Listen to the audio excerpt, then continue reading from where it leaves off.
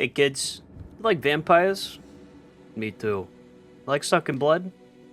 I can't really say, because people will think I'm a freak, but I do.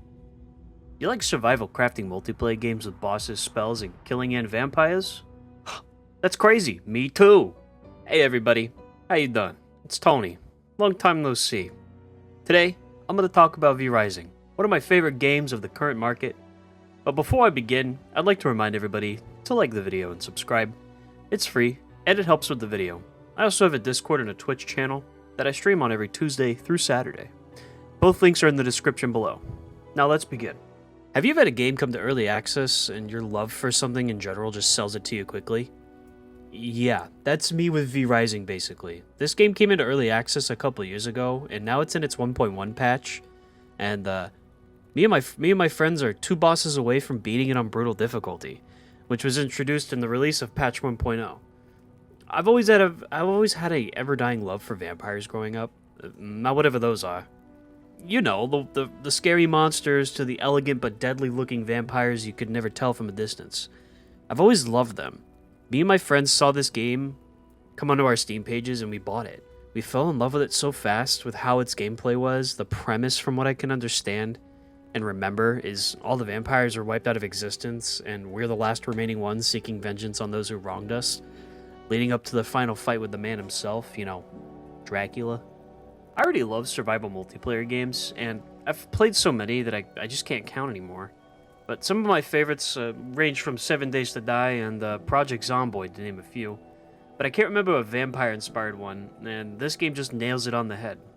I used to be a huge FPS gamer growing up, but as I got older, I have an undying love and appreciation for survival crafting multiplayer games. After I played The Forest with a bunch of friends back when I was, basically starting out as a streamer. I had played a lot of 7 Days to Die. I even picked it up back in, I think it was 2013 when the game came out in early access. And back then I didn't really care for it that much. It was just a game my friends were playing at the time. And, well, you know, it's kind of good now. I really like it. I'll probably be making a video on that after 2.0 comes out. But we'll talk about that at the end of the video. V-Rising is just that game that I love so much. I even attempted to beat it solo on Brutal Mode and got to Act 4 before I gave up. He summons a lot of skeletons, so yeah, I don't know, it's just fun to watch me kill a bunch of... And Brutal Mode adds such a good challenge to the game, and it makes it more enjoyable for me. Especially seeing that the very few people have made it to Dracula and beat him. It gives me an incentive to want to kick his ass. For example, for another game I used to really like, or I still really like, excuse me, is Ready or Not. It has a mode called Iron Man mode, and has 2 achievements tied to it. One for beating the game on Iron Man mode, which basically, if anybody doesn't know what Iron Man mode is, you can't die in the game or else you have to restart from the beginning. And another achievement, beating it on Iron Man mode without losing any of the AI police officers. And I got both.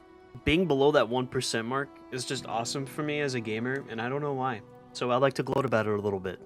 You guys want to know what's awesome? The rise of vampires in media recently. We've gotten a lot of games and a lot of media just involving vampires again, even though they were pretty popular in the 2000s. I get it, guys, Blade and whatnot, you know, Team Blood, whatever the fuck it's called. It doesn't matter.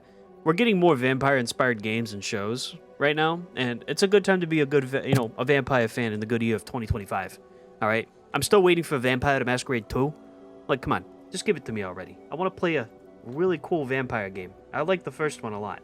Alright. I'll shut the hell up and actually get to the game itself, alright? You listening? Good. You paying attention? Alright. Get your notes, get your pens and papers. This is a big one. The game's premise is simple. Defeat bosses called V-Blood bosses and unlock stuff by defeating said V-Blood bosses. Alright, that's step 1. Step 2. Suck off the enemies, alright? Step 3. Build an awesome castle to brood in. Just trust me, the brooding in this game is pretty freaking awesome. Not only does this game have melee combat, oh, the melee combat's great, I love it. You also have like 6 different spell schools that all do different things, and it's fun to mix and match spells. You have offensive, defensive, and counter spells, and by defeating V-Blood bosses, you can unlock different forms, like wolf form, human form, rat form, and it's just so much more. I skipped over the blood types almost, God forbid. Alright, there are a lot. To name a few, you got Warrior, Rogue, Scholar, and Creature, and just many, many more that I can't fit into this. But trust me, I want you guys to find this out yourselves. That's the beauty of playing a game like this. Plus, they all have different properties, and they give you benefits for something. Like, for example, I use Creature and Warrior because, Creature gives you resistance and increased health regen and more health. And Warrior makes you do damage with your weapon more, and you get this thing called Weapon Charges to get a free attack with your Q and E abilities. Pretty freaking neat, okay? Not gonna lie. Alright, this is the next part. I don't want you guys to pay attention, because this is pretty big. I'm not gonna spoil everything, clearly, because I want you to figure out things out for yourself, but there are so many different areas and zones in this game, ranging from the quietness of the Fairbane Woods to the holy chapels of Silverlight Hills with all the paladins and clerics, and to one of my favorite zones, Gloomrot, north and south, with its mutated enemies and creatures, and all the humans that live among them. Like I said, I won't spoil too much. I think everyone should experience this game and see each zone for themselves, but trust me, they're all beautiful and they're all different. Not one zone is exactly the same as the others, except maybe the humans. Except for the one zone. I won't spoil the one zone. You guys want to hear one of my favorite parts of the whole game? I keep saying every part's my favorite part, but I'm going to be real. Every part is my favorite part. The game. You know, it's engaging. And you know what's awesome about the game? The combat. The combat's fun. You have over 8 different weapons, ranging from classic swords, axes, maces, to the lovely ranged weapons of the bow, crossbow, and, little flintlock pistols. Because why not? Need flintlocks, right? They're kind of like handgun cannons, I'm going to be real. And Oakvale, the new area that I just mentioned, if you're paying attention not a while back, they added new weapons to the game. Like, the throwing knives and the twin blades. I swear there's one more, and I can't remember what the hell it is because I've never used it. But they're alright.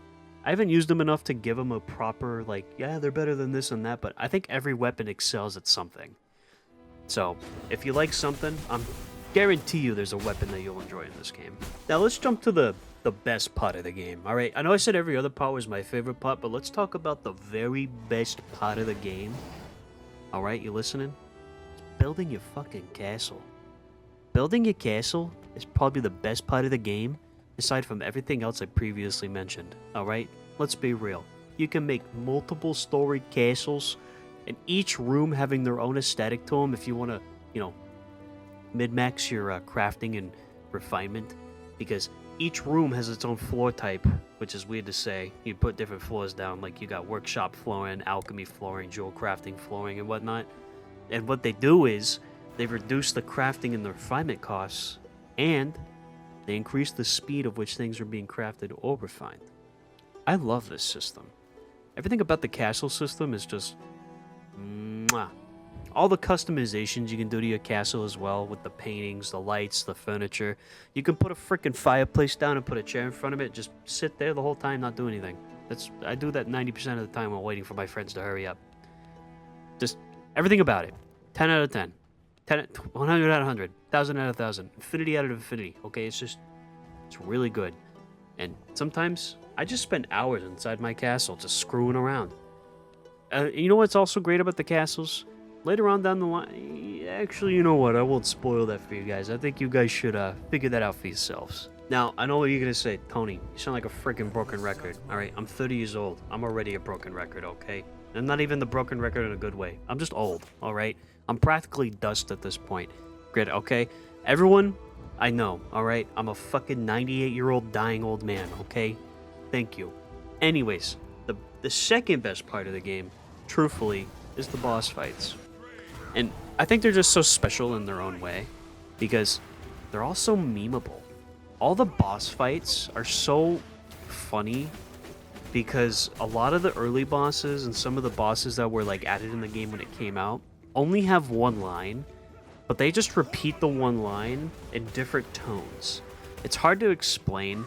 One of the girls, she goes, one shot, one kill. And then she'll change it up and go one shot, one kill. And she'll be like, one shot, one kill. They're so hard to not laugh at, and they're just so memeable that I don't even call them by their names anymore. I just go, oh yeah, we're gonna go fight the bless this shot lady. What's her name again? I don't even remember. I don't even know what her name is.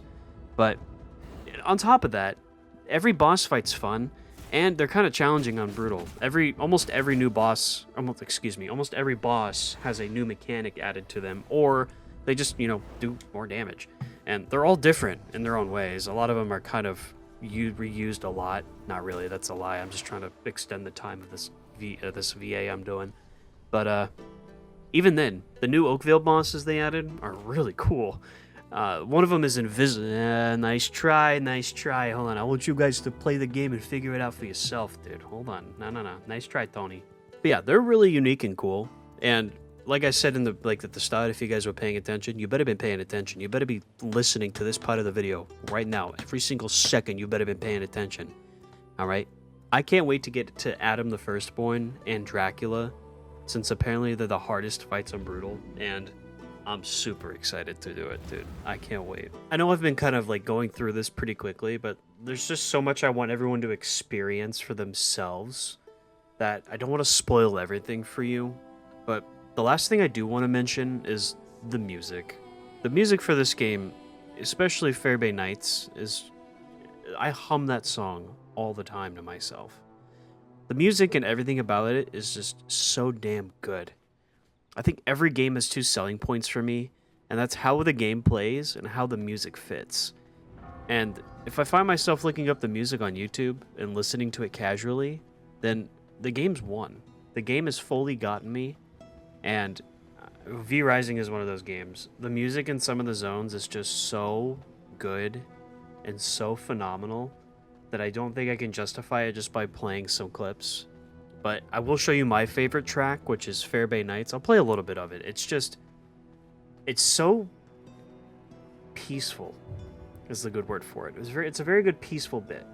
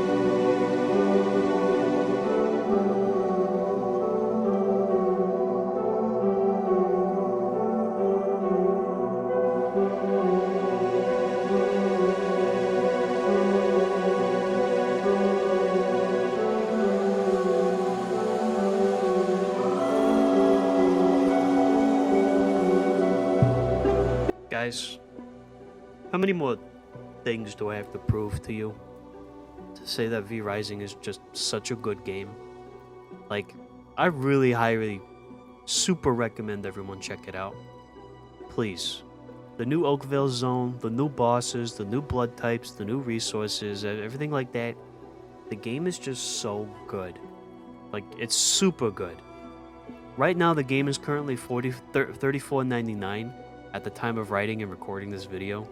And I'd say it's better than the, you know, $80 to $100 slop AAA game companies are dropping these days. I'm gonna be real with you. And that's it. That's all I have to say. I don't really want to keep yapping you guys' ear off. So I'll see you guys in the next video, which will probably be, you know, Terraria or Project Zomboid. I'm leaning towards Terraria because I'm waiting for Build 42 for Project Zomboid to come out. Remember, like I said, don't forget to like and subscribe, please. Also, check out the links below. Join my Twitch channel, come say hi, or join the Discord, come be a part of the community. That's it. Mwah. Have a good night, everybody, or have a good day, whatever fuck time you watch this.